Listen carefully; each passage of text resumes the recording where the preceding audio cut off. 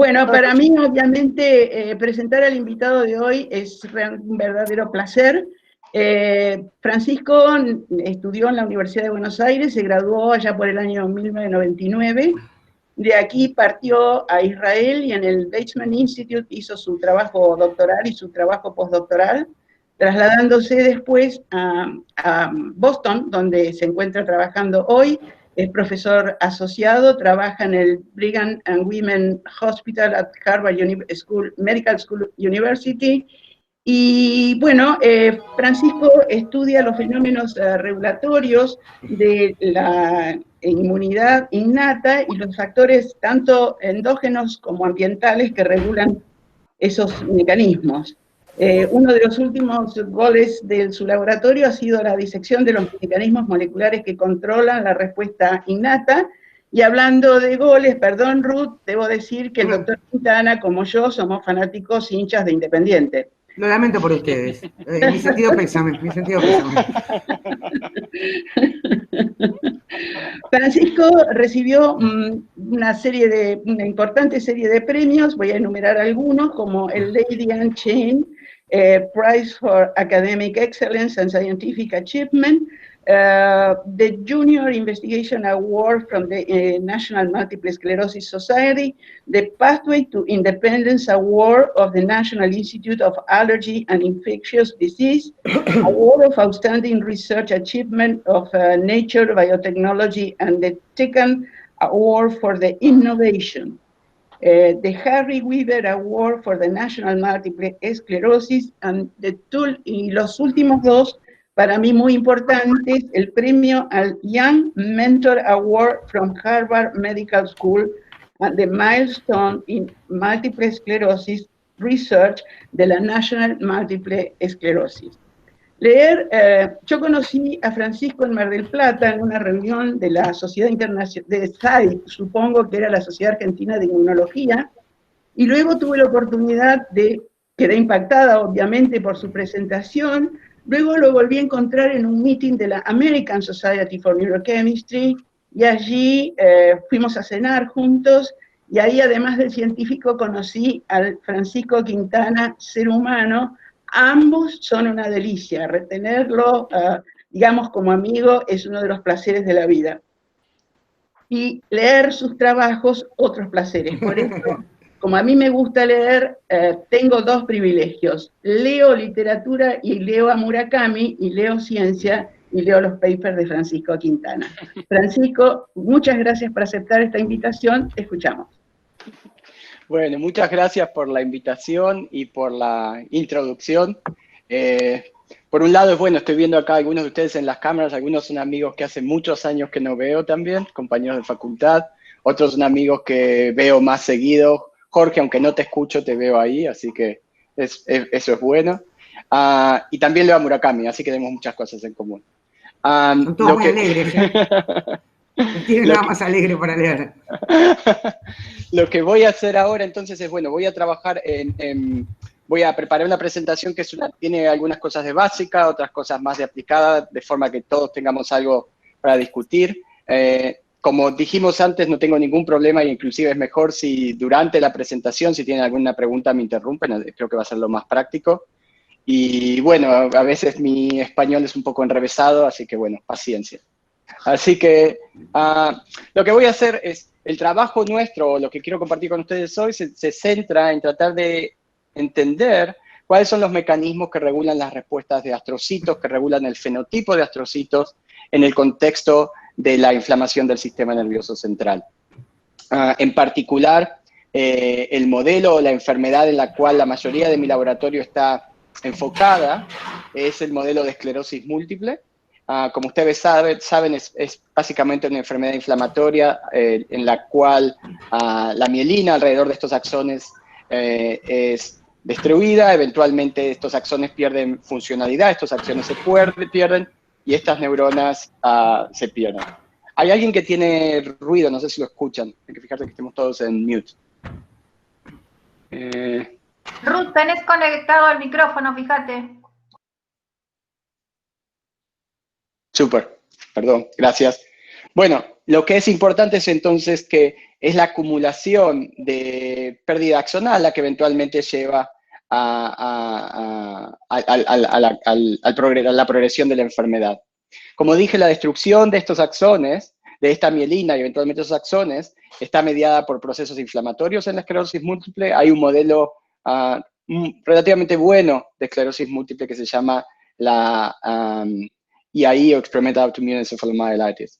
Lo que es importante tener en cuenta es que los procesos inflamatorios que de alguna forma llevan a la destrucción de la mielina cambian a lo largo de la enfermedad per se cambia y de forma tal que las alternativas terapéuticas disponibles cambian.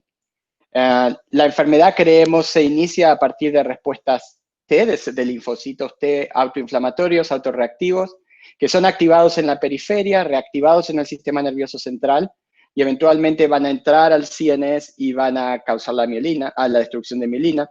Pero lo que es importante entender es que estas células autorreactivas, obviamente con la contribución de dendríticas y macrófagos que las van a activar, con la contribución de células B, de linfocitos B que las van a activar, estas células autorreactivas no solo causan daño a la mielina, sino que también van a secretar moléculas, van a además activar respuestas inflamatorias que son de alguna medida conducidas por células que residen en el sistema nervioso central, particularmente microglía, que como ustedes saben son CNS resident macrophages, y astrocitos. Y en particular lo que mi laboratorio se encuentra enfocado hace algunos años, o una de las líneas de mi laboratorio, es tratar de entender cuáles son los mecanismos que controlan la microglía y los astrocitos, cuáles son los mecanismos que median el crosstalk entre microglía y astrocitos, y en particular con un foco en astrocitos. Francisco, perdóname, yo tengo una pregunta antes, y es que en este esquema que acabas de mostrar, un factor clave es la ruptura o pérdida de integridad de la barrera hematoencefálica, me salió hematorotiniana. Sí, sí, no. De eso, ¿Sabes qué? Sí y no, porque eso es un punto muy importante. Con el sí ya lo sé, contame por qué no. Sí ya me lo imagino. A eso voy. Sí, porque claramente estas T-cells cuando entran van a agarrar y van a estar asociadas con esta disrupción de la BBB, y de hecho es lo que ves cuando se es gadolinium enhancement. Lo que ocurre es que en estadios más tardíos, una vez que disparás estas respuestas inflamatorias conducidas principalmente por células residentes en el sistema nervioso central, estas respuestas pueden seguir independientemente de que haya ruptura de la BBB, ¿entendés? Del blood-brain barrier. Entonces... Lo entiendo perfecto. Lo que digo es que un evento temprano para poner en este esquema es la primaria ruptura de la barrera, o pérdida de integridad, llamémoslo como quieran. Es temprano, pero probablemente es secundario a la activación de células autoinflamatorias en la periferia. En otras palabras, creo que no hay, capaz Jorge puede comentar, pero que yo sepa, no hay modelos donde rompiendo solamente la barrera hematoencefálica disparás una enfermedad tipo EAE. Nosotros trabajamos en neuritis óptica, que es un pedacito de la esclerosis múltiple, y probamos que una forma, con romper la barrera, alcanza para desencadenar un mecanismo que, bueno, en este caso aumenta la retina, daña la retina también y tiene las consecuencias. Así que hay un factor central, por lo menos en un modelo de neuritis óptica que es bien distinto a la esclerosis múltiple, ¿no? Pero hay es como una barrera de energía de activación en las enzimas, que es me parece a mí, por lo menos lo que nosotros pensamos, que es la ruptura de la barrera.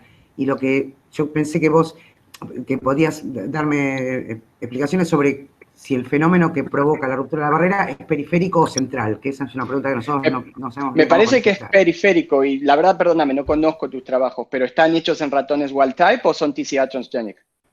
No, son ratas y wild type. Eso es interesante, porque lo que conozco más es el trabajo, ese es un modelo parecido al de Rachel Caspi. No, es un modelo que hicimos en el laboratorio con el EPS en el nervio, inyectando el EPS en el nervio, ya reproduciendo el inflamatorio estrictamente. Pero después probamos que con TPA, que no tiene mecanismos inflamatorios, la ruptura de la barrera reproduce los mecanismos que se ven con el EPS. O sea que eso es interesante, porque los modelos que yo conozco de neuritis óptica, nuevamente, los que yo conozco porque son los más parecidos ahí están basados en esta TCL reactivity, ¿no? Que tenés IGRP, tenés varios de estos antígenos. Lo que vos decís es un modelo que es más inside out. por lo que estoy entendiendo. Cuando vos rompés la barrera hematoencefálica, se liberan antígenos que de alguna forma están catalizando No es autoinmune. inflamación. No, digamos, este modelo es así, es inyectar el EPS en el nervio óptico y generar una respuesta inflamatoria. Ok, ahora entiendo. Bueno, en eso es lo que estás en alguna medida capaz haciendo un mimicking, es de lo que tenés cuando tenés una infección en el CNS, que también tenés disrupción de la barrera hematoencefálica. ¿No? Claro, pero eso sí, sí, eso está bien. Creo que en el contexto de MES, lo que pensamos más es que es más adaptive immunity dependent, al menos al principio. Esa sería la diferencia. No hay duda, lo que vos decís es cierto. Si vos tenés, si estás haciendo un triggering de inflamación en el CNS, independientemente de que no haya T-cell immunity, vas a tener inflamación. La pregunta es si va a persistir de la misma forma y bueno, independientemente de eso, me parece que no es lo que ocurre en MS. Ok, gracias. Bueno, entonces lo que decía, mi laboratorio, uno de los focos es entender el rol de los astrocitos, como ustedes saben, células que se sabe cumplen muchas funciones en el contexto de la fisiología del sistema nervioso central, justo de acuerdo a lo que vos decías, bueno, participando en el desarrollo y la integridad de la barrera hematoencefálica, manteniendo la función de sinapsis y la formación de sinapsis, y además controlando un montón de funciones para el correcto funcionamiento neuronal. Lo que es importante también es que en el contexto de inflamación pueden cumplir funciones que son muy importantes para el proceso inmunopatológico, para la inflamación del sistema nervioso central. Pueden secretar quimoquinas que atraen células inflamatorias de la periferia del sistema nervioso central, pueden o producen citoquinas que activan células meloides residentes, como por ejemplo microglia. Y además, astrocitos pueden tener funciones neurotóxicas, y vamos a volver a eso en un tiempo. Hay claramente una función asociada al control de la mielinización y la remielinización. Los mecanismos involucrados ahí no están claros. Y una cosa que es importante notar, y a la cual voy a volver después, es que a pesar de que hablamos de los astrocitos como si fuera una especie de una población única, es claro y hay bastantes indicios de que existen distintas subpoblaciones de astrocitos que pueden cumplir distintas funciones. De hecho, esa no es una idea nueva. Ramón y Cajal, hace más de 100 años, él simplemente basado en sus dibujos, él definía distintas morfologías de astrocitos.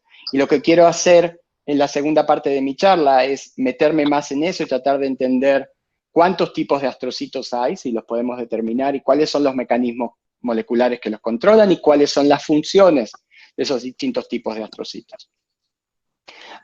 En nuestro trabajo y a partir del trabajo de otros, ya podemos empezar a identificar factores que son importantes para el control de las respuestas de astrocitos en la inflamación del sistema nervioso central.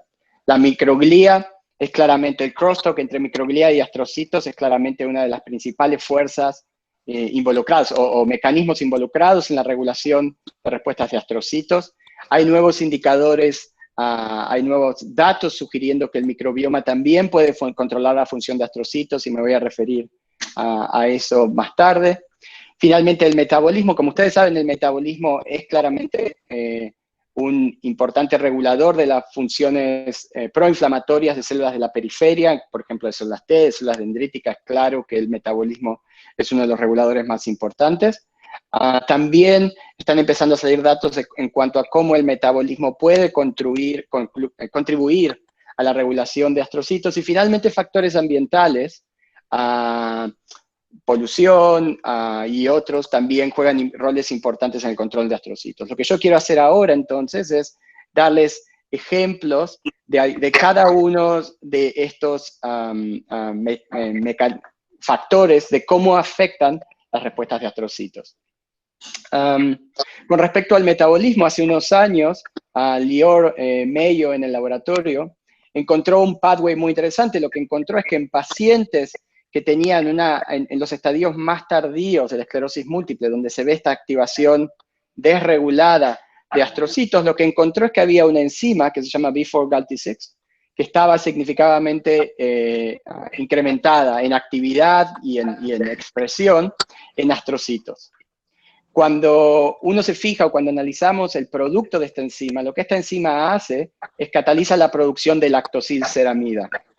Y la verdad es que a lo largo de los años lo único que supimos es que había una conexión entre la producción de lactosilceramida y la activación de NF-κB. De hecho, esa es una de las pocas cosas en las cuales hay coincidencia en muchas subpoblaciones de astrocitos. Generalmente la activación de NF-κB lleva a la activación de programas transcripcionales que activan o promueven la inflamación, ya sea reclutando monocitos, activando microglía o directamente promoviendo la neurodegeneración. Y estos son algunos de los factores directamente controlados por NF-κB que contribuyen a estos productos. Sin embargo, por años tuvimos esta especie de caja negra acá, por la cual sabíamos que el lactosilceramida llevaba a la activación de NF-κB, pero no sabíamos cómo.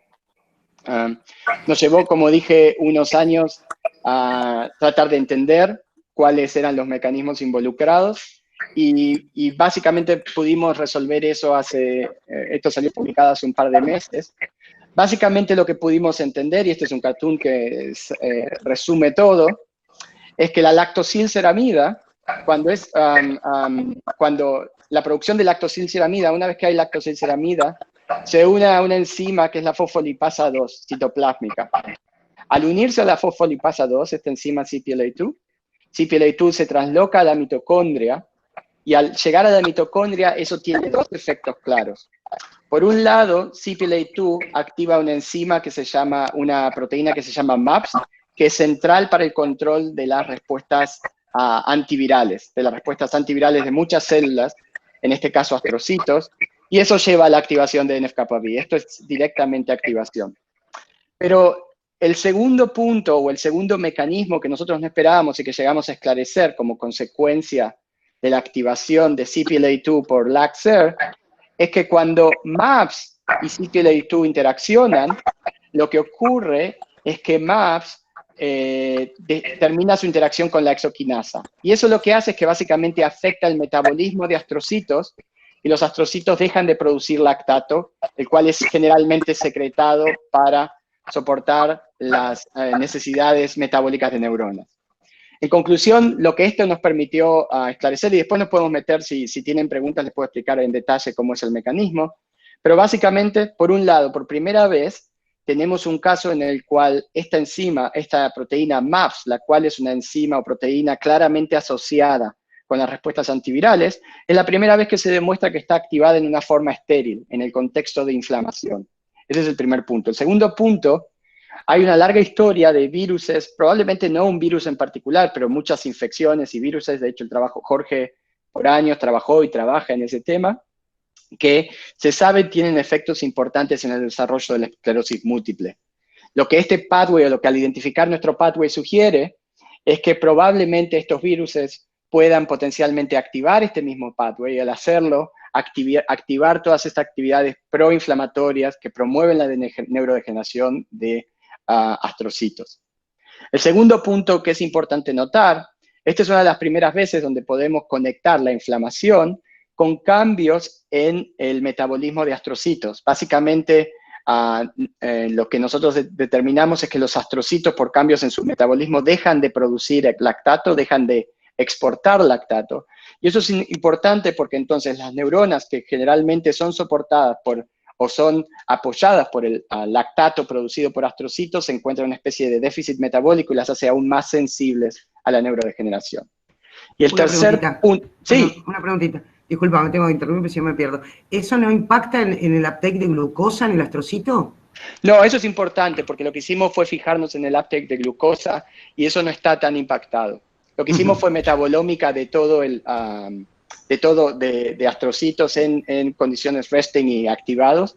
Y básicamente lo que vemos es que lo que cambia es que el piruvato, que generalmente va a ser tomado dentro de la mitocondria para ser oxidado, que generalmente va a ser usado para producir lactato, pasa a ser tomado dentro de la mitocondria para ser oxidado. Y entonces lo que hace es hay un déficit del lactato, del piruvato y entonces del lactato disponible para ser exportado a neuronas. Y todo eso tiene que ver, no sé si recuerdas la historia de Magistretti y este lactate shuttle y cómo se comunican y soportan metabólicamente. ¿Contesté? Sí, no, lo que quería saber es si no hay un mecanismo compensatorio de entrada de glucosa, y en ese caso, aunque la exoquinasa esté disminuida, por ahí hay una compensación metabólica, eso no... No lo pudimos llegar a ver, y de hecho lo que hicimos fue cuantificar todas estas actividades, cuantificar lactato, y no vemos que haya una compensación. Ok. Gracias. Fran, otra pregunta. Sí. Francisco, Sí. Dale, Juana. Francisco, ¿no puede la glucólisis o la glucólisis del oligo también está alterada porque también el oligo da, Esa digamos... es una excelente pregunta, y de hecho generamos ratones condicionales para contestar esa pregunta ahora. Okay. Porque ese es un importante punto. O sea, inicialmente este lactate shuttle fue descrito entre astrocitos y neuronas, claro, pero después vinieron el laboratorio, un trabajo del laboratorio de Nevo en Alemania que mostró que el oligodendrocito puede hacer eso. Entonces, básicamente lo que hicimos fue generamos ratones condicionales en oligos en distintos puntos importantes para este lactate shuttle para ver si eso es afectado o no. Y estaba todo listo para empezar antes del corona, así que ahora estamos expandiendo las colonias de nuevo. Una más, Fran. Sí. ¿Cómo se entiende esto como mecanismo adaptativo? Digamos, se supone que las infecciones virales triggerean este tipo de señalización esfingolipídica, y esto es una respuesta a eso de algún modo. Sí, lo que nosotros vemos es, esta es la regulación de la vía, ¿no? Y de hecho, la forma en que lo probamos fue, básicamente hicimos CRISPR de cada uno de estos miembros. Lo que vemos es que en condiciones de infección o cuando tenés activación de NF-κB, muchas de estas enzimas pasan a ser upreguladas y tenés upregulación de lactosilceramida. Lo que es interesante es que eso no es inmediato, sino que pasa en el contexto de infección crónica, ¿ok? Porque básicamente necesitas cambios en la epigenética que controla B4GALT6. Adaptativamente lo que creemos que lo que creemos que ocurre es que cuando hay una infección que no se puede resolver, el astrocito dedica más recursos a la activación de estas cascadas que en el contexto de MES obviamente son proinflamatorias, en el contexto de una infección están dirigidas a tratar de resolver la infección, ¿no? Lo que pasa es que siempre, y eso es una aclaración medio obvia, pero es importante siempre tener en cuenta, todos los mecanismos que nosotros decimos son patogénicos para MES son mecanismos evolutivamente seleccionados para controlar infecciones y ese tipo de patógenos. Excelente, gracias. ¿Ok? Sí. Bueno, y la última, el último corolario de estas observaciones fue que potencialmente si podían existir formas de interferir con este pathway, de alguna forma interferir con este remodelado metabólico de los astrocitos, potencialmente podríamos tener nuevas alternativas terapéuticas. Y en particular hay una droga que se llama Miglustat, que es una droga que ya está aprobada para el tratamiento de la enfermedad de Gaucher, para Niemann-Pick, y básicamente lo que hace esta droga es interfiere con la generación de lactosilceramida. La forma en que lo hace, para los que estén interesados en el mecanismo, es interfiere en particular con la generación del sustrato que es utilizado por B4GALT6 para generar lactosilceramida. Es una droga que llega al sistema nervioso central, que se sabe es segura, y entonces lo que hicimos fue básicamente tratarla o evaluarla en uno de los modelos de esclerosis múltiple que tenemos en el laboratorio. Para eso utilizamos un modelo de IAI que funciona en ratones NOD, que seguramente ustedes conocen porque se utilizan para estudiar diabetes. Pero lo que tiene de importante de estos ratones es que si uno induce IAI en ellos para inmunizarlos, primero no desarrollan diabetes, pero además desarrollan una forma de la enfermedad progresiva y caracterizada por la activación desmedida de astrocitos y microglía, que en alguna medida es similar a lo que se ve en pacientes en estadios crónicos de la enfermedad. Entonces es un modelo que nosotros y otros grupos están empezando a utilizar bastante.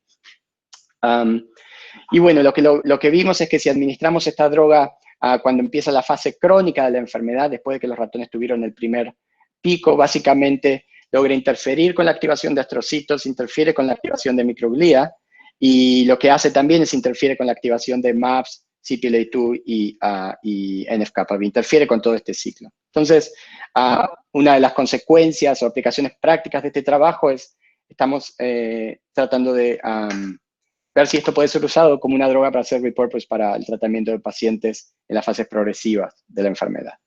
Entonces, eso sería la primer partecita de mi charla. ¿Quieren hacer más preguntas sobre esta parte o quieren que siga moviéndome? O si alguien tiene una pregunta antes de que siga. 1, 2, 3, ok. Sigo entonces. Entonces, el segundo, o cuando vamos a otros factores que se saben son importantes para la regulación de las respuestas de astrocitos, está claro que la microglía es uno de los factores fundamentales. De hecho, hay un trabajo que salió publicado por el grupo de Ben Barres, donde mostraron que cuando la microglía es activada por LPS, secreta IL-1-alfa, TNF-alfa y C1q, y que estos tres factores en combinación inducen un fenotipo en astrocitos que promueve neurotoxicidad. Este fue el primer reporte, o un reporte que fue muy visible acerca del rol de la microglía en controlar las respuestas o la polarización de astrocitos. Sin embargo, es claro que hay otros factores. Y el segundo punto que es importante notar es que hay un trabajo que fue, o hay un par de trabajos, el primero fue del grupo de Marco Prince, salió publicado en Nature Neuroscience, después hubo un trabajo del grupo de Sarkis Marsmanian en Caltech, que fue publicado en Cell, donde mostraron que short chain fatty acids, que son unos metabolitos producidos por la fermentación de fibras por el microbioma intestinal, algunos de ellos, por un mecanismo que no está del todo claro, pueden llegar a controlar la actividad de microglía. Entonces, la pregunta es, en base a estos dos estudios, nosotros comenzamos una serie de trabajos tratando de entender cómo es que el microbioma y la microglía de alguna forma pueden controlar la actividad de astrocitos. Esos trabajos todavía hay más trabajos que están continuando en esa área, pero bueno, les voy a contar una de las historias que logramos concluir. Y básicamente comenzó cuando hicimos un análisis transcripcional de astrocitos en el contexto del modelo de IAI clásico. Y lo que pudimos ver es que particularmente dentro de los astrocitos en el contexto de IAI, había activación de un signaling pathway, básicamente había activación de la respuesta type 1 interferons, interferones de tipo 1. Y de nuevo, Lorena, vos estabas preguntando respuestas adaptativas. Type 1 interferons están clásicamente asociadas a la respuesta antiviral, pero hay una cosa que es muy interesante y que aún no se entiende muy bien, que es que los interferones de tipo 1, por ejemplo, interferón beta, es una de las primeras drogas aprobadas para el tratamiento por EMS. Cuando son administrados en forma crónica, en la periferia, tienen la capacidad de atenuar respuestas inmunes. Y después podemos hablar sobre cuáles son los mecanismos. Independientemente, lo que vimos es, bueno, detectamos esta activación en astrocitos del signaling de interferones de tipo 1. Y lo que nos llamó la atención es que uno de los pathways que estaba claramente activado y controlado por los interferones de tipo 1 es la expresión de este factor de transcripción que se llama AHR, el Aryl Hydrocarbon Receptor. Y es un factor de transcripción muy interesante. Conceptualmente pueden pensar en él como si tratara de un receptor de esteroides. ¿Por qué digo esto? Cuando está en activo, este factor de transcripción se encuentra en el citoplasma, acomplejado con un montón de otras proteínas, por ejemplo, HSP90, que como ustedes saben está también acomplejado, forma un complejo con los receptores de esteroides. Sin embargo, el AHR es un factor de transcripción que es activado por ligandos, y entonces cuando los ligandos unen el factor de transcripción, y en un momento vamos a ver a cuáles son los ligandos, el factor de transcripción, este factor AHR, tiene un cambio conformacional, se trasloca al núcleo y ahí junto con otros factores de transcripción controla la expresión de target genes. Lo que es interesante notar acerca de AHR es cuáles son los ligandos. Bueno, primero, por años nosotros trabajamos mi laboratorio estuvo interesado en el rol de este factor de transcripción en la periferia, y para eso trabajamos con ratones, con zebrafish, con humanos. Y lo que es interesante en este factor de transcripción es que los ligandos que lo activan vienen ya sea del metabolismo, son productos metabólicos también, no solo del host, pero también productos metabólicos del microbioma, y también son provistos por la dieta. De forma tal que este es es un mecanismo que nos permite entender cómo estos factores ambientales, ¿no? La microbiota, pollutants, contaminantes o la dieta, de alguna forma pueden afectar respuestas específicas. Por años, como dije, mi laboratorio y muchos otros laboratorios estuvieron interesados en el rol de este factor de transcripción en el control de la periferia, ¿no? En el control en particular de células T o de células presentadoras de antígenos que activan esas células T, y de hecho mi laboratorio trabajó mucho en eso. Pero lo que no había claramente era reportes acerca del rol de este pathway, de este factor de transcripción dentro del sistema nervioso central. Por eso decidimos que era una pregunta interesante para seguir, y la forma en que lo hicimos fue, el primer experimento que hicimos fue generar un ratón deficiente para este factor de transcripción, específicamente en astrocitos. Para eso usamos el promotor de GFAP. Y lo que pueden ver, en negro son los ratones wild type, en rojo los ratones en los cuales AHR fue específicamente deletado de astrocitos. Y lo que se puede ver es que cuando AHR es eliminado de astrocitos, hay un incremento en la inflamación del sistema nervioso central, sugiriendo que de alguna forma el signaling de este pathway dentro de astrocitos opera como lo que hoy podría ser considerado un checkpoint, limitando las actividades proinflamatorias de astrocitos. De hecho, cuando analizamos el programa transcripcional controlado por AHR en astrocitos por RNA-seq, lo que vemos es que AHR opera literalmente como un inhibidor de la activación de NF-κB en astrocitos y en muchas otras células, en particular en astrocitos. Lo hace vía la regulación de una proteína llamada SOX2. Y lo que es interesante, cuando AHR interfiere con la activación de NF-κB, al hacerlo interfiere con NF-κB, con programas transcripcionales controlados por NF-κB, que son importantes para la neurotoxicidad, por ejemplo, la producción de TNF, el recruitment de monocitos, por ejemplo, vía la producción de quimoquinas como CCL2, o también la activación de microglía, por ejemplo, vía la producción de GM-CSF. El segundo punto que es interesante es, como mencioné, este es un factor de transcripción que es regulado por por small molecules, por químicos. Y de hecho, para que haya signaling de esta vía, es exactamente igual que para que haya signaling en respuesta a stereoreceptors. Uno necesita que el receptor esté expresado y que además el ligando esté presente para activar el receptor. Lo que pudimos determinar en una serie de estudios en los que utilizamos ratones gen-free o depletamos miembros específicos del microbioma, fue que hay ligandos de este factor de transcripción que son producidos por el microbioma intestinal y que cruzan la barrera hematoencefálica para activar AHR en el sistema nervioso central. Lo que es interesante es que estos ligandos son producidos por el microbioma a partir de la degradación del triptofano. Como mencionaba antes, había ejemplos de cómo short chain fatty acids son producidos a partir de la degradación de fibras. En este caso, estas moléculas que alcanzan el sistema nervioso central y son antiinflamatorias son producidas a partir de la degradación del triptofano. La segunda pregunta que nos hicimos fue, bueno, ¿este signaling pathway opera solo en astrocitos o opera en otras células del sistema nervioso central? Y para contestar eso, lo que hicimos fue enfocarnos en microglía, y la razón para ello fue que mientras estábamos haciendo estos experimentos, salió publicado un paper del laboratorio de Burkhard Becker en Suiza, que hizo un análisis transcripcional con un nuevo reportero en microglía, y entre los genes diferencialmente expresados en microglía en el contexto de inflamación aparecía AHR. Así que generamos un conditional knockout que nos permite específicamente depletar AHR de microglía y no de monocitos periféricos, y la razón es que es un ratón inducible. Después, si quieren, puedo contarles los detalles de cómo funciona. Y básicamente lo que vemos es un fenotipo que es muy similar al fenotipo que teníamos en ratones en los cuales habíamos depletado AHR específicamente en astrocitos. Cuando depletamos AHR en microglía, hay un incremento en la inflamación, que de nuevo sugería que AHR funciona como un checkpoint, como un inhibidor de estas respuestas proinflamatorias, no solo en astrocitos, sino que también en microglía. Y después repetimos experimentos usando gen-free mice o usando modulaciones de la microbiota para demostrar que este control de las respuestas de microglías también está bajo el control del microbioma. Pero lo que fue muy interesante es que cuando... Una pregunta, perdón. Sí. ¿La cascada río abajo del receptor es la misma en microglía de astrocitos? Porque vos tenías una... perfecto. Sí, okay. y no. Sí y no.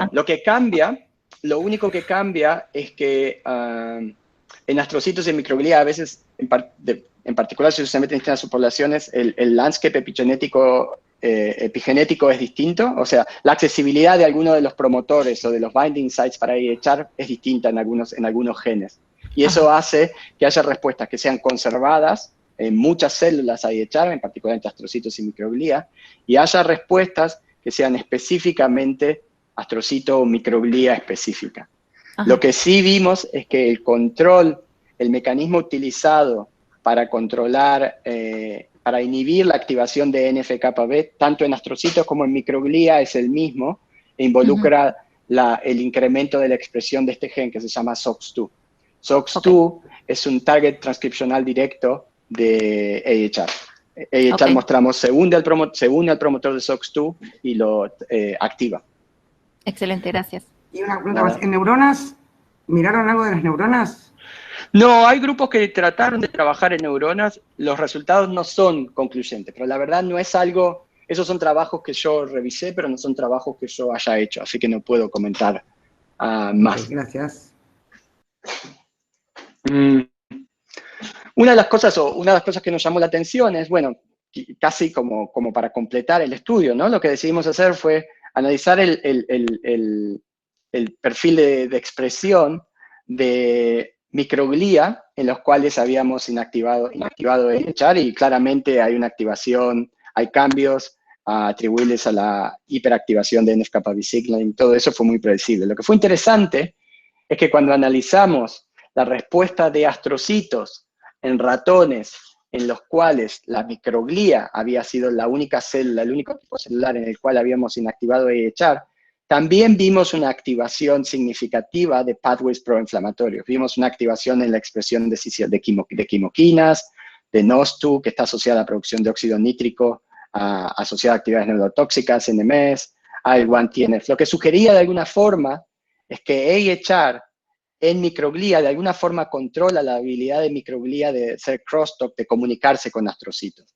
Y eso pensamos que era una pregunta interesante de contestar, porque como les dije, en el momento que estábamos haciendo estos experimentos, el único mecanismo claro reportado era esta capacidad de la microglía de secretar TNF alfa, IL-1 alfa y C1q para controlar las actividades de astrocitos. Entonces lo que hicimos fue básicamente un estudio bioinformático donde tratamos de identificar, donde buscamos identificar genes controlados por AHR en microglía que fueran solubles y cuyo signaling fuera modificado en astrocitos cuando inactivamos AHR en microglía. Y básicamente eso nos llevó a identificar varios candidatos, de los cuales algunos pudimos validar in vitro.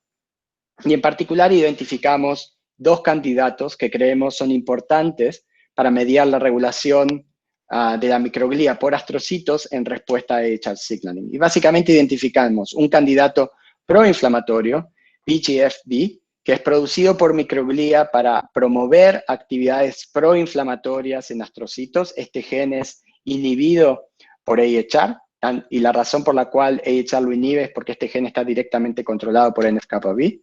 Y por otro lado, identificamos otro producto, TGF-alfa, que es producido por microglía y tiene actividades antiinflamatorias en astrocitos. En particular, lo que hace es interfiere con la activación de NF-κB en astrocitos. Y este gen es un target transcripcional directo de AHR.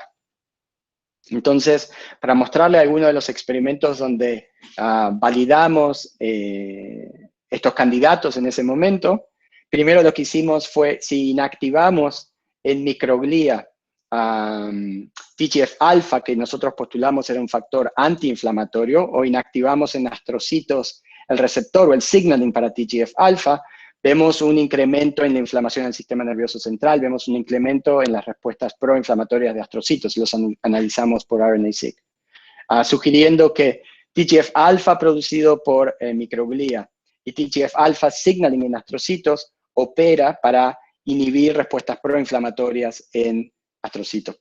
Por el otro lado, si ahora inhibimos VEGF-B producido por astrocitos, o el signaling de VEGF-B producido por microglía, perdón, y el signaling de VEGF-B en astrocitos, lo que vemos es que hay una disminución en las respuestas proinflamatorias, sugiriendo que VEGF-B producido por microglía y VEGF-B signaling en astrocitos, de alguna forma contribuye a respuestas proinflamatorias. Y esto básicamente resume lo que les mostré hasta ahora. Básicamente lo que encontramos fue que AHR es un factor de transcripción que opera tanto en astrocitos como en microglía para limitar las respuestas proinflamatorias. Opera como si fuera un checkpoint inhibitor de estas respuestas proinflamatorias. Es un factor de transcripción, esta respuesta antiinflamatoria mediada por AHR es controlada por el microbioma, en particular es controlada por la producción de metabolitos derivados del triptofano. Y lo que es importante es que esta respuesta antiinflamatoria controlada por AHR opera a dos niveles. Por un lado, opera en una forma cell autonomous, porque básicamente opera dentro de astrocitos y opera dentro de microglía para limitar las respuestas proinflamatorias, pero por otro lado opera controlando la comunicación entre estos dos tipos celulares, básicamente controlando la habilidad de microglía de activar respuestas proinflamatorias en astrocitos. Hay más pathways que ahora estamos tratando de identificar, pero bueno, esos son estudios que ya saldrán, espero que empiecen a salir dentro de poco. Fran, una consulta. ¿Hay sinergia? Es decir, si vos bloqueás en ambos, tanto microglía o en astrocitos, ¿lográs una inflamación aún mayor? Sí, ¿O con es verdad. uno? Sí, de hecho, esa fue una de las cosas que mostramos. Hay sinergismo. De hecho, literalmente lo que vos decís es una de las figuras del paper. Si bloqueas en uno, bloqueas en otro, tenés un cierto grado de incremento de la inflamación. Si bloqueas en dos, ese incremento es mucho mayor. Y lo que hay también hay una cuestión de timing, y después voy a volver a hablar de eso, pero creemos que si ese bloqueo ocurre temprano o tardío, tiene, en el contexto de la inflamación, en el curso de la inflamación, eso tiene distintas consecuencias, ya que una vez que se establecen respuestas proinflamatorias, tanto en microglía como astrocitos, empiezan a operar mecanismos epigenéticos que las fijan, y por más que actives AHR después, ya no funciona. Ajá, interesante, gracias. Y voy a hablar después un poquito de eso. Sí. Otra pregunta más. ¿Qué pasa con los niveles del ligando? Viene eso ahora. Dame dos figuras. Perfecto. Gracias.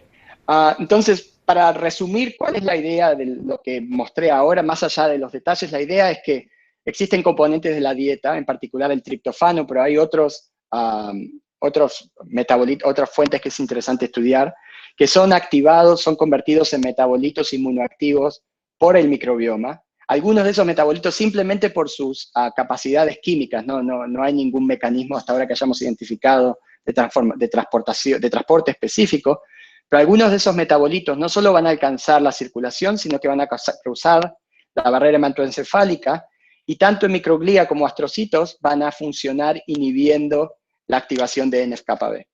Entonces, eso es interesante porque es una de las primeras descripciones moleculares de mecanismos por los cuales la dieta o el microbioma puede enviar señales químicas que controlen o limiten la inflamación del sistema nervioso central. Obviamente hay otros mecanismos que operan y después inclusive les puedo comentar algunos de los otros mecanismos que estamos estudiando, pero lo que tiene de interesante este mecanismo en particular es que conocemos las bacterias involucradas, los químicos involucrados y el receptor involucrado. Entonces nos permite estudiarlo en detalle y tratar de disectar todos los mecanismos involucrados. Este es un mecanismo que opera en condiciones homeostáticas, ¿no? Pero ¿qué pasa en EMES? Bueno, lo que vimos en EMES, hicimos estudios de metabolómica, y esto contesta la pregunta que vos me habías preguntado. Directamente hicimos también en ratones, pero estos son muestras de pacientes. Lo que hicimos fue cuantificar estos metabolitos en circulación por metabolómica, y lo que vemos es que muchos de esos metabolitos están disminuidos en esclerosis múltiple. Lo que sugiere, de hecho, cuando nosotros publicamos nuestros estudios, salió publicado back to back un estudio mostrando que había una disminución también asociada a Crohn's disease, inflamación en el sistema digestivo. Lo que es importante mencionar entonces es que si el déficit en este pathway, ¿cierto? La disfunción de este pathway está asociada con una disminución de metabolitos, pero no en que el pathway está mutado o algo así en pacientes, uno puede pensar que potencialmente activar este pathway puede llegar a tener algún tipo de valor terapéutico. La pregunta es entonces, tenemos un pathway que opera para unir, de alguna forma comunicar el sistema digestivo con el sistema nervioso central para controlar la inflamación y funciona como un checkpoint, limitando inflamación. Y de nuevo, si ahora hacemos como que nos alejamos un poco y pensamos en el contexto de checkpoints, este es un pathway que entonces puede ser hiperactivado en el contexto de inflamación, afectando el sistema nervioso central, o puede ser potencialmente activado, puede estar deficiente en enfermedades inflamatorias y ser activado para tratar de controlarlas. Cuando es hiperactivado este pathway en el contexto de patología, nosotros mostramos en el contexto de glioblastoma, que son tumores que afectan el sistema nervioso central, que el tumor per se produce metabolitos que son similares a este. Producen metabolitos que activan AHR signaling para suprimir la respuesta inmune, para suprimir la respuesta inflamatoria y de esa forma para evadir la respuesta inmune. Y de forma similar, el otro contexto en el que vimos que este pathway es activado es un trabajo que hicimos en colaboración con Sibel García de Argentina y también con colaboradores en FLENI, donde lo que mostramos es que el Zika, el virus Zika y también el dengue pueden activar este pathway nuevamente, al producir la generación de químicos que activan este pathway, puede activar este pathway para evadir la respuesta inmune. Este trabajo va a salir, creo que salió el lunes online y hay creemos, de nuevo, en trabajos hechos con el laboratorio de Sibel García y más colaboradores en virología en la Facultad de Ciencias Exactas, creemos que este mismo pathway es también explotado por coronavirus, no solo por el COV-2, pero también por los que estuvieron asociados a MERS y otros tipos de patologías, es explotado también para evadir la respuesta inmune. En este caso, lo que estamos tratando de hacer y lo que testeamos es el uso de antagonistas, inhibidores de este pathway para de alguna forma hacer un reboot de la respuesta inmune, de la misma forma que usamos checkpoint inhibitors para tratar el cáncer hoy en día, como por ejemplo ustedes pueden estar familiarizados con anticuerpos que bloquean PD-1.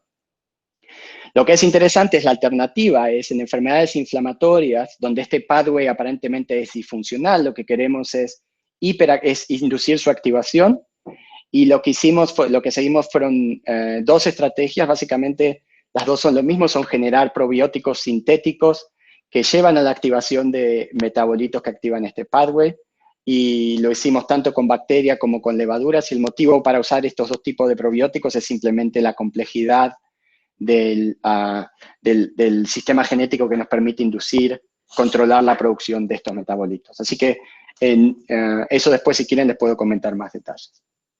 Y el último punto que quiero tocar es el rol de factores ambientales. Y es interesante porque es un tema que generalmente es más tratado por epidemiólogos y no tanto desde el punto de vista molecular de tratar de entender los mecanismos involucrados.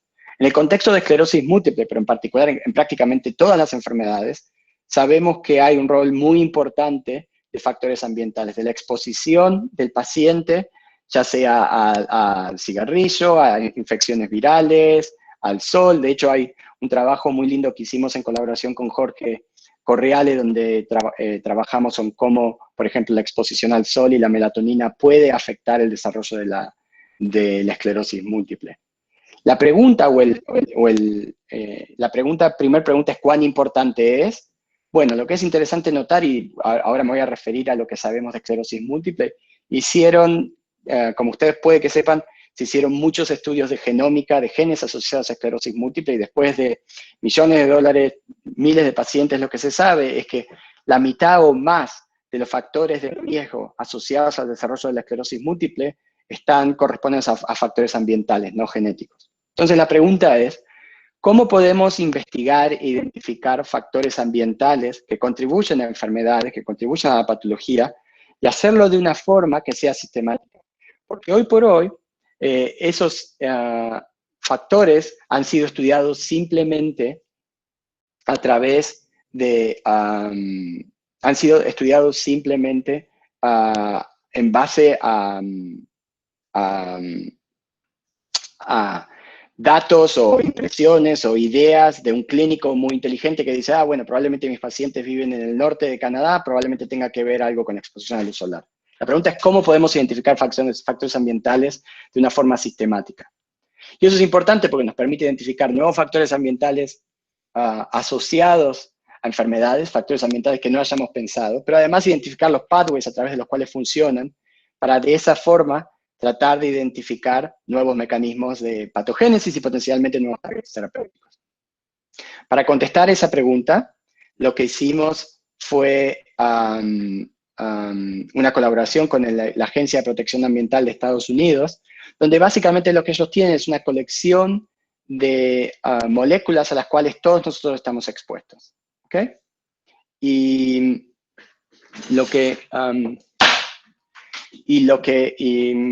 hicimos fue hacer un screening de estas moléculas, primero bioinformático, después en un modelo de Cuprison, de Zebrafish. Yo sé que ustedes trabajan con Zebrafish y con Cuprison en Argentina, y usar eso para hacer un screening de moléculas que fueran de factores ambientales que fueran a llevar a la activación de actividades proinflamatorias en astrocitos.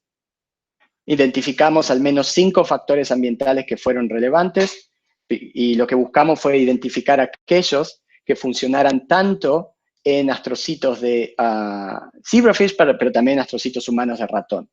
Y en particular, el que nos llamó la atención o decidimos enfocarnos fue uno que se llama Linuron, que es un herbicida. El motivo por el cual nos enfocamos en Linuron es principalmente porque es un herbicida que está prohibido en Europa por sus potenciales efectos tóxicos, pero no en Estados Unidos como consecuencia de lobbying.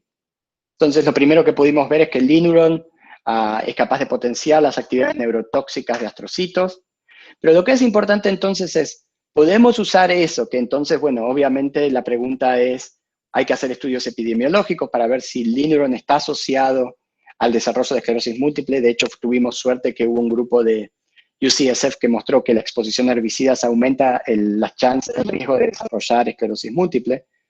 Pero lo que es interesante es, podemos usarlo eso como si fuera un probe, como una sonda para identificar nuevos pathways que controlan las actividades patogénicas de astrocitos.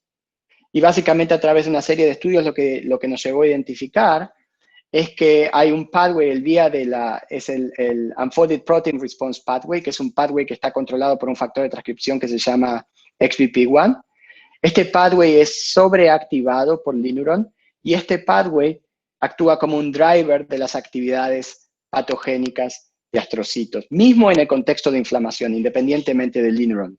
Este es primero para mostrarles cuál es la contribución de este pathway para los efectos de Linuron. Lo que hace Linuron es se une a un receptor que se llama Sigma-1. Cuando se une a ese receptor, estabiliza una enzima que se llama ARI1-alpha, y eso estabiliza la activación de XBP. Y XBP actúa como un factor de transcripción que básicamente promueve la expresión de genes proinflamatorios. Si nosotros usamos uno de nuestros modelos de IAI y tratamos los ratones, los negros son los controles.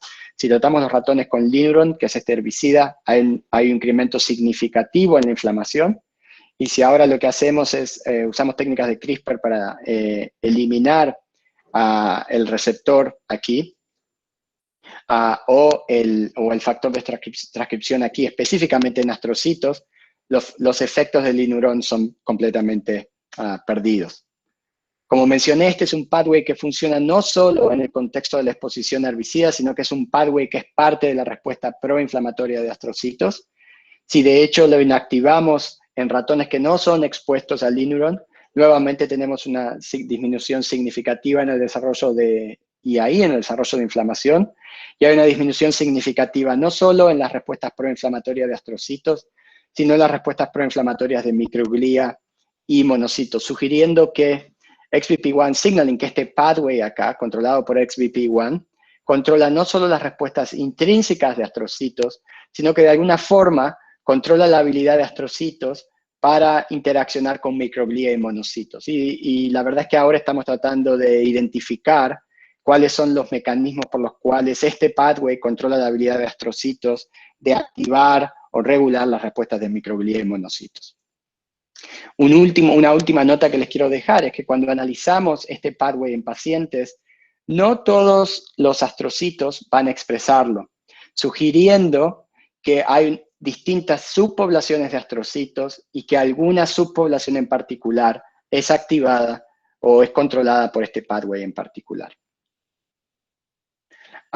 Y con esto básicamente resumo lo que les mostré hasta ahora. Discutimos cómo es el microbioma, el metabolismo, los pollutants, de alguna forma, los contaminantes contribuyen de alguna forma a la regulación de la actividad de astrocitos y microglía.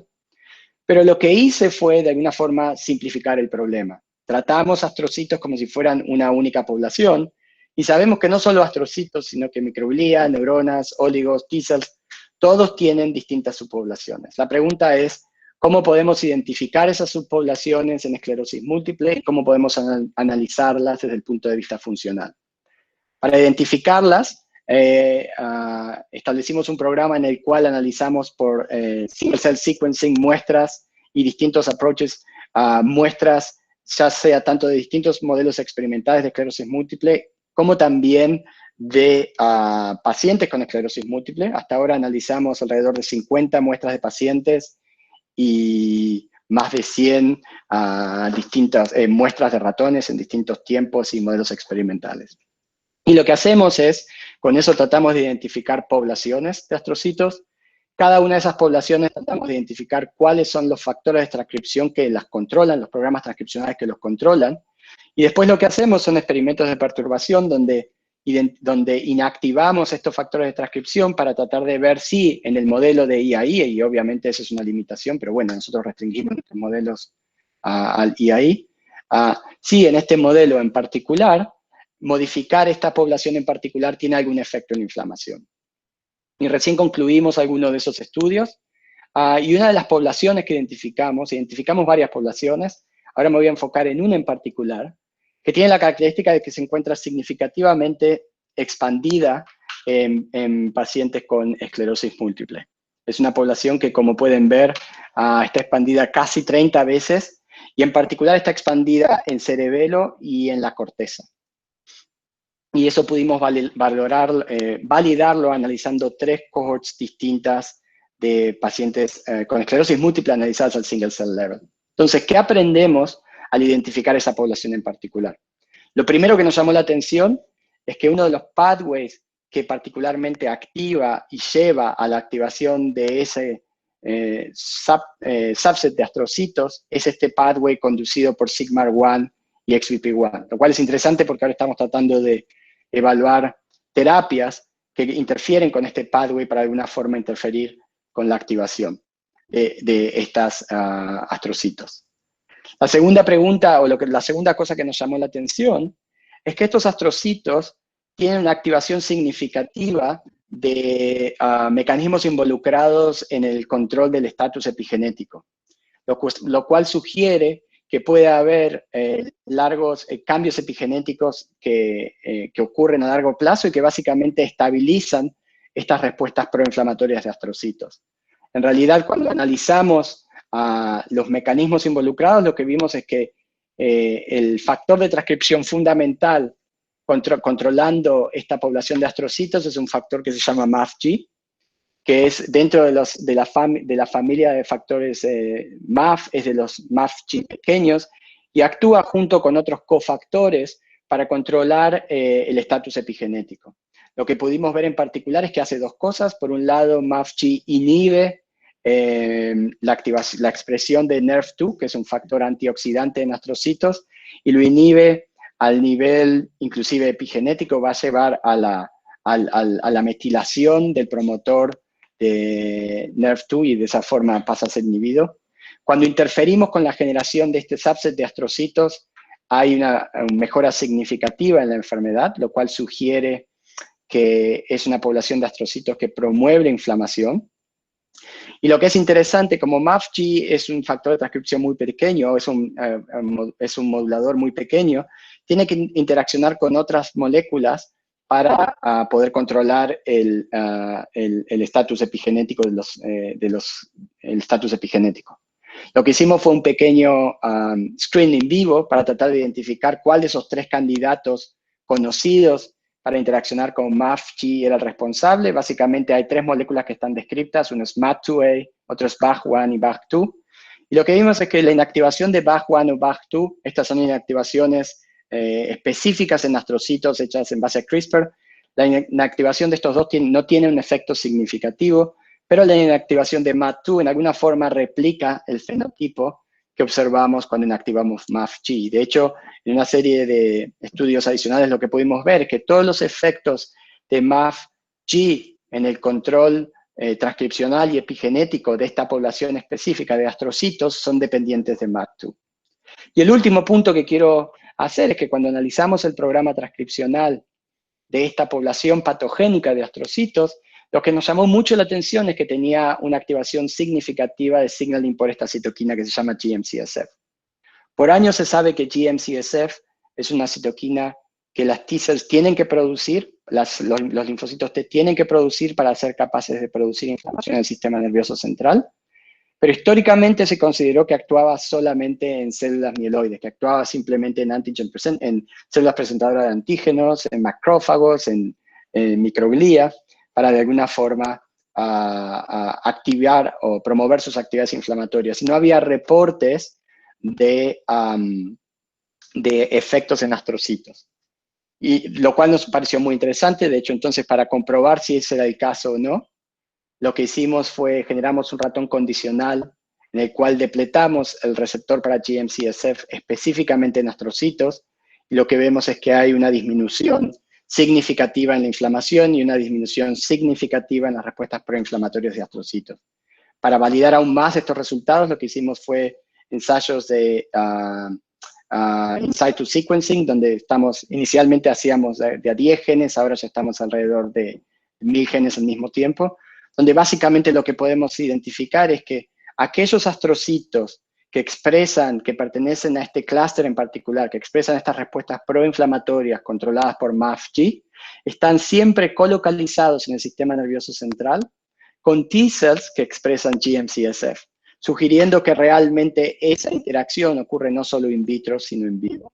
Entonces, para terminar, lo que vimos hoy fue cómo la inflamación en el sistema nervioso central, y en particular los astrocitos, son controlados por el microbioma, la microglía, el metabolismo y factores ambientales. Y en ese caso, en particular, cómo hay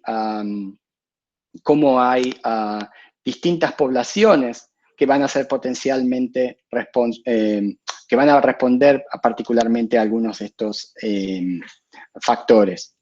Y en base a eso es básicamente donde estamos yendo ahora, eso es un poco lo que estamos tratando de responder en estos días. Primero lo que hicimos fue, lo que estamos haciendo es tomando cada una de estas poblaciones de astrocitos que identificamos, inactivando en base a CRISPR los factores de transcripción que las controlan, y usando el modelo de AI, también el modelo de glioblastoma, para tratar de identificar el rol funcional de estas poblaciones de astrocitos. Estamos haciendo in situ transcriptomics para tratar de ver dónde en el sistema nervioso central estas poblaciones se ubican, porque como ustedes saben, el sistema nervioso central, la localización es un factor muy importante. Y lo que estamos haciendo también son ensayos de connectomics para tratar de identificar nuevos mecanismos que median la comunicación entre distintos tipos celulares. Y para eso desarrollamos 3 nuevos tipos de técnicas. Uno que nos permite aislar células muy raras en el sistema nervioso central, células inclusive de 1 en 1.000.000, y hacer single deep sequencing de esas poblaciones para poder identificar y estudiar el programa transcripcional de poblaciones muy raras en el sistema nervioso central. Y desarrollamos métodos por los cuales estamos co-incubando, por ejemplo, astrocitos con microglía, astrocitos con macrófagos, astrocitos and T-cells dentro de droplets, y haciendo eso en combinación con CRISPR libraries para tratar de identificar todos los potenciales mecanismos que median la interacción entre astrocitos y otras células, y como mencioné, tratando de hacer mapping in vivo para tratar de identificar cuáles son las células que dentro del sistema nervioso central y en distintas áreas del sistema nervioso central establecen relaciones funcionales con astrocitos. Y con eso voy a terminar. Creo que solo quiero mencionar Lior Mayo y Chun-Chei Chao son los que desarrollaron los estudios de metabolómica en el laboratorio. Faith Rothammer empezó los estudios de microbioma en el laboratorio, y Mike Wheeler es el que desarrolló los estudios de polución y también single cell astrocyte subpopulations. Y con eso, bueno, si les queda, muchas gracias de nuevo por invitarme, y si tienen alguna pregunta que pueda contestar, encantado. Muchas gracias, Francisco. La verdad que has superado lo que todos nosotros creo esperábamos de tu seminario. Si alguien quiere hacerle preguntas, yo tengo una sola. A ver, Sí. ¿existe una diversidad genética de poblaciones de oligodendrocitos?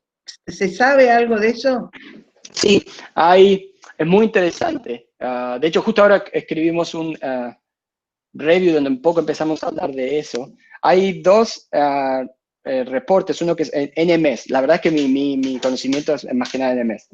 Hay uno que salió en Nature Medicine y otro que salió en Nature, donde hablan de distintas subpoblaciones. Y lo que es interesante es que una de las subpoblaciones en particular parece que adquiriera la capacidad de secretar factores proinflamatorios en el contexto de la inflamación, lo cual es interesante porque te hace pensar un poco de los oligos, una función un poco distinta, ¿no? De contribuir a inflamación. Está recién empezando y creo que hay mucho para hacer en eso. Así que sí, hay y está poco estudiada. Y la proteína que participa, digamos, junto con la sigma-R2 es una Iron Responsive Element, el IRE. No, es inosine responsive. Inosine. Sí, inosine. Okay. Pero es interesante porque una de las cosas, lo que nos llama la atención a nosotros es sigma-1, no el 2. Lo que nos llama la atención es una de las cosas que hicimos hay un grupo que desarrolló antagonistas para sigma-1 y que de hecho están en phase 2 clinical trials para dolor, neuropathic pain. Y así que tenemos resultados de que podemos usarlo como drogas para modular este pathway. Así que es interesante. Lo que estamos estudiando mucho es la interacción ahora entre estos pathways y cómo controlan estos cambios epigenéticos, porque lo que sugiere a largo plazo es que una vez que uno induce algún tipo de factores de transcripción en estas distintas poblaciones, no solo tenés distintos subsets, sino que algunos de ellos pueden quedar fijados. Entonces eso es interesante cuando hablas de enfermedades crónicas como MS, entonces la pregunta es si esos estados son reversibles o cuáles de esos estados son reversibles, ¿no? Y cuáles realmente necesitas empezar a hablar de modificadores epigenéticos si querés tratarlo. Y ahí empiezas a ver un overlap con algunas drogas que ya fueron tratadas, por ejemplo, para cáncer. ¿Más preguntas? Sí, yo, Janina, tengo una. ¿Puede ser? Sí. ¿Qué tal, Fran? Tantos años. Hola, tantos años, sí. Todo bien. Te quería hacer una consulta. ¿Viste la activación que vos mencionás de la vía de XBP1? Sí. En el contexto que vos mencionabas. Pero, ¿tenés alguna idea o tienen interés en explorar el posible crosstalk con esa activación a nivel neuronal? Porque hay ciertas evidencias, digamos, de que en otras enfermedades neurodegenerativas, digamos, no tan como la MS, pero en ALS, por ejemplo, está bastante estudiado que hay una activación de la UPR, ¿no? de la Unfolded Protein Response, incluyendo la activación de la vía de IRE1. ¿Sabés si hay algún tipo de crosstalk entre la activación en el contexto celular que ustedes dicen y la activación en neuronas en este otro tipo de enfermedades neurodegenerativas?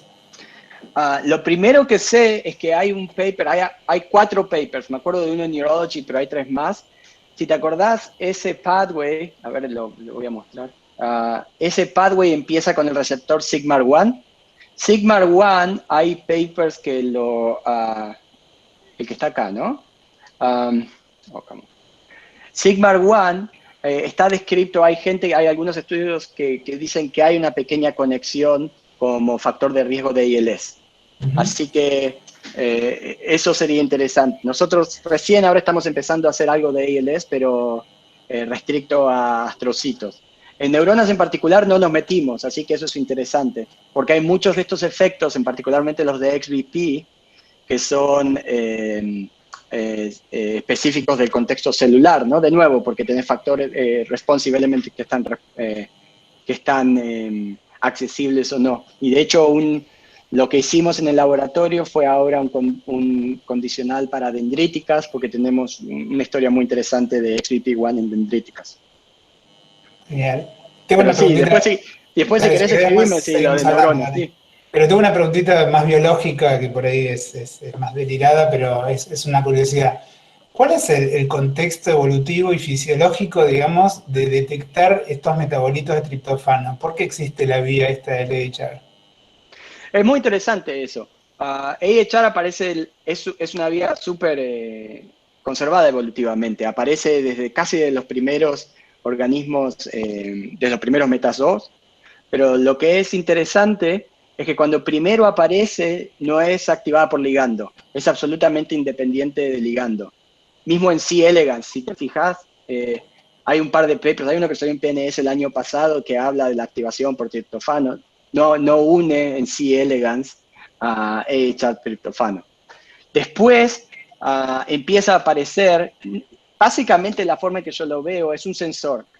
Voy a decir algo es una súper simplificación, pero en alguna forma podés pensar como una especie de TLR si querés. Es un sensor del microambiente. Entonces, lo que te permite hacer es interaccionar con muchos pathways para ajustarlos al microambiente donde la célula está funcionando. Y interacciona con muchos pathways, inclusive dimerizando. Cuando trabajamos, en los trabajos que hacíamos con T-cells, por ejemplo, mostramos que puede dimerizar con STAT, con MAF, con un montón con iolos, con muchos de estos, con IOS, con muchos de estos para, viste, cooptar el target. Entonces, yo creo que es como si fuera un fine tuner de la respuesta celular al microenvironment. Ok, gracias. Francisco. Sí. Sí, tengo un par de preguntas para hacerte. Por un lado, con relación a estas subpoblaciones de astrocitos. Sí. Lo que se produce es una proliferación, ¿no?, de esta subpoblación. ¿Hay génesis de astrocitos, digamos, en el contexto de la patología que estudiaste? Esa es una muy buena pregunta, porque lo que en realidad es como que es más básica. Por un lado tenés dos procesos. Tenés la activación del astrocito, que ese es el reactive astrocyte que te empieza a expresar GFAP, que vemos en casi todas las enfermedades, ¿no? Casi cualquier trauma la vas a ver. Lo que creemos es que no hay tanta proliferación, sino que es más a nivel de la incremento de la expresión de GFAP. En algunos modelos puede que tengas un componente proliferativo, ya sea tanto en modelo experimental, también animales. Por ejemplo, en zebrafish sí se cree que proliferan mucho más. Ese es el primer punto. Lo que nosotros creemos es que cuando activás, por un lado tenés la activación y por otro lado tenés polarización, como si quisieras. Y yo tiendo a pensarlo mucho en el término de T-cells, porque eso es como me entrené. Entonces tenés la activación de la T-cell y después la T-cell puede ser proinflamatoria, antiinflamatoria. Jorge puede opinar mucho de eso. Entonces, lo que nosotros vemos es que muchos de esos programas son inducidos en respuesta a en qué contexto el astrocito está activado. Y los datos que tenemos ahora es de que algunos de esos programas son inclusive reversibles, que lo hace muy interesante. Entonces, por ejemplo, este programa proinflamatorio que les mostré ahora, ¿no? el dirigido por GM-CSF, en algunos casos, por ejemplo, ahora estamos trabajando con una población antiinflamatoria de astrocitos y este programa lo apaga, convierte el antiinflamatorio en inflamatoria. Y yo creo que tiene que ver un poco con fisiología en el sentido de volver a tener esa capacidad de adaptarse a si tienes una infección y que después no quede a largo plazo, ¿no? Pero entonces no creo que la expansión que vemos, no creo que sea una expansión en número de células, sino que las mismas células toman otro fenotipo. Y segundo, que ese fenotipo en alguna medida y en algún grado es plástico hasta que empiezan a ocurrir cambios epigenéticos. ¿Contesté bien, Jorge? Sí, perfecto. Y después esto de los mecanismos de AHR. Sí. Se ven, digamos, vos dijiste que en la esclerosis múltiple, si no entendí mal, que están como reducidos. Sí. ¿Eso es en qué estadio de la esclerosis múltiple? O sea, bueno, ahora hay un paper que está enviado. Los estudios nuestros los hicimos básicamente en relapsing remission, en las fases, al principio, ¿no? Cuando tenés ataques y remisiones. Tenemos un estudio donde hicimos una corte muy pequeña donde comparamos ATAC en el mismo paciente. Teníamos creo que como 10 o 20 pacientes de fases longitudinales y vemos que cómo cambia durante la enfermedad, durante el ataque. Pacientes que son benignos tienden a tener niveles más altos. Y ahora hay un estudio grande que está en revisión que lo envió Veit Rothammer, que es el chico que era el postdoc en su momento y ahora tiene su laboratorio en Alemania, y él analizó 3 cohortes de Alemania, de distintos lugares de Alemania, y él cree que hay una disminución aún mucho más significativa en las fases progresivas. Pero te digo, esos son datos de él y bueno, serán publicados dentro de poco, espero. O sea que de alguna manera un mecanismo podría ser el de, digamos, sensibilizar la falta de esos metabolitos o de esa señalización, sensibiliza el sistema nervioso central para que pueda producirse, digamos, la inflamación después, ¿no? Claro, y esa es muy buena la pregunta. No es que yo digo que porque baja HR activation la gente desarrolla MS. Pero este es un modelo que de alguna forma te baja el threshold de activación para que entonces en el contexto de el genotipo y otros factores ambientales sea más fácil desarrollar MS o tengas respuestas antiinflamatorias menos eficientes. Perfecto. Y sería interesante ver, y lo que están estudiando ahora, me parece que va a ser muy promisorio, ¿no? Analizar estas poblaciones de astrocitos en los distintos contextos Sí, y ver cuáles son las que se alteran o no, si es siempre la misma población o si son diferentes. Esa población 2 también que estaba expandida y otras que están... Sí, eso es literalmente lo que estamos haciendo ahora, haciendo una por una. Bueno, felicitaciones, gracias.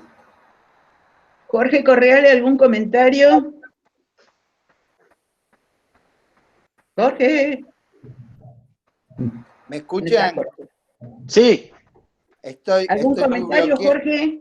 Estoy siguiendo nada más que por el teléfono porque por la computadora no pude entrar. Decirle a Fleni que te pongan un buen servicio para que puedas usar la plataforma. Lo mínimo que se puede pedir. No, yo firmo. Bueno, dale. Obviamente, espectacular, Francisco, la charla, como siempre, ¿no? No, creo que todo esto abre un panorama bastante más interesante en el sentido de empezar a pensar sobre todo lo que planteaste en las formas progresivas, que es la gran deuda que tenemos nosotros, ¿no? En el sentido de que no tenemos alternativas casi de tratamiento y empezar a entender qué pasa desde estos modelos que planteaste de NOD hasta qué pasa con los astrocitos, la regulación con la microglía. Creo que eso a futuro va a permitir un desarrollo mucho mayor. Me pareció súper interesante lo que planteaste con la posibilidad de usar algún fármaco que ya está en la práctica, como para enfermedad de Gaucher, que podría acortar mucho los caminos para el tratamiento de estos pacientes. Así que creo que esto abre un campo fantástico y, bueno, no menos esperable en lo que haces vos, ¿no? Creo que esto nos ayuda a entender mucho más cómo se diversifica la enfermedad y qué alternativas de tratamiento tenemos. Así que, bueno, felicitaciones. Nada para agregar. Cuando la cosa es tan buena es muy difícil agregar cosas. Francisco, una curiosidad. ¿Hay alguna esfingolipidosis donde se acumula ceramida lactosa, sí? Sí. ¿Hay alguna relación entre esa esfingolipidosis y la, digamos, neuroinflamación? Sí, de hecho, uno de los colaboradores que ahora tenemos es Genzyme, que básicamente es, bueno, lo que era Genzyme, que ahora es Sanofi, que básicamente se desarrollan en todas estas enfermedades lisosomales y como... y estamos trabajando justamente en eso, en base a drogas que ellos también desarrollaron para usarlas para lo nuestro y para ver si cómo lo que nosotros encontramos puede ayudar a entender inflamación asociada, que probablemente no es el principal driver de esas enfermedades, pero contribuye a la patología. No, la mayoría de esas enfermedades parece ser consecuencia más que causa, claro. ¿cierto? O sea, en todo lo que son las enfermedades por déficit enzimático, parecería ser de que la inflamación que aparece es la consecuencia del fenómeno de desmielinización y posteriormente le suma un factor de peor pronóstico. Por eso esos pacientes, si se los trata tempranamente, incluso se los puede mejorar, o incluso en algún momento se planteó por alguna de esas enfermedades el trasplante de médula ósea como para dar vuelta al fenómeno inflamatorio, reprogramar el fenómeno inflamatorio que se suscitaba, teniendo en cuenta que esa es consecuencia y no causa de la Claro. enfermedad, pero es súper interesante esto de que algunas cosas que ya están en marcha o que ya están probadas se puedan utilizar, porque nos acorta sustancialmente el camino al desarrollo de nuevas alternativas de tratamiento, ¿no? Una cosa que mencionaba, Fran, era con respecto al shuttle del lactato, del piruvato. Sí. Nosotros lo que habíamos visto en algún momento era que, bueno, el que realmente nutría al axón era el oligo, a través de transportadores de monocarboxilos, y que incluso ha identificado 2 transportadores monocarboxilos que transportan el lactato desde el oligo hacia el axón, y que cuando el oligo se queda sin lactato, la metabolización a posteriori viene por ese shuttle astrocito-oligo-axón. No sé si ustedes tienen alguna visión. Claro, distinta. Nosotros lo que eso, hicimos, si estoy viendo, espera que estoy viendo a ver si puedo compartir la pantalla de nuevo. Lo que nosotros hicimos fue inactivar, lo que hicimos fue literalmente inactivar estos, el MCT4 y el MCT1, que son los mismos que son usados por el oligo, y están estabilizados por esta proteína Basic-Inning-1. Lo que nosotros vemos es que tenés un fenotipo muy fuerte cuando los inactivás en IAI, y de hecho podemos ver cambios mismo en pacientes. Yo creo, ¿en qué modelo lo hicieron ustedes? ¿En el de Cuprizona? No, está publicado, te digo lo que está publicado. Nosotros no tenemos experiencia directa en los shuttles. Claro, porque nosotros lo que hicimos, están publicados los dos. Primero apareció Astrocitos en el 80, como decía, en el 2015, creo que es el paper de Nave. Nosotros lo que vemos es que en realidad son complementarios, y de hecho si vos agarrás, y un poco lo que decíamos de echar en microglia y astrocitos, si vos agarrás e inactivás MCT1, MCT4 o Basic-Inning, que es más fácil todavía, en astrocitos tenés un fenotipo parcial, si lo haces en oligos tenés un fenotipo parcial, si lo haces en los dos tenés un fenotipo mucho más sinérgico, ¿no? La cuestión es entonces que en su momento nos habíamos enfocado en astrocitos, por eso ahora lo que generamos son ahora los conditional knockouts para miembros de esto y también para la generación de lactato. Y entonces eso creo que nos va a permitir comparar y ver qué hacen side by side. Lo que no tenemos claro es qué lo regula. En astrocitos como que identificamos qué regula la producción de lactato. En óligos no tenemos muy en claro qué lo regula en el contexto de la inflamación. Bueno, Francisco, si no hay más preguntas, ya te hemos extenuado, supongo. De nuevo, creo que nos queda solo agradecerte. Fue un hermoso seminario y fue un placer por lo menos verte a través de la pantalla. Bueno, muchas gracias, lo mismo para mí. Saludos a todos. Saludos a todos, gracias. Adiós. Un abrazo grande, Fran. Chao, abrazo a todos. Adiós. Chao.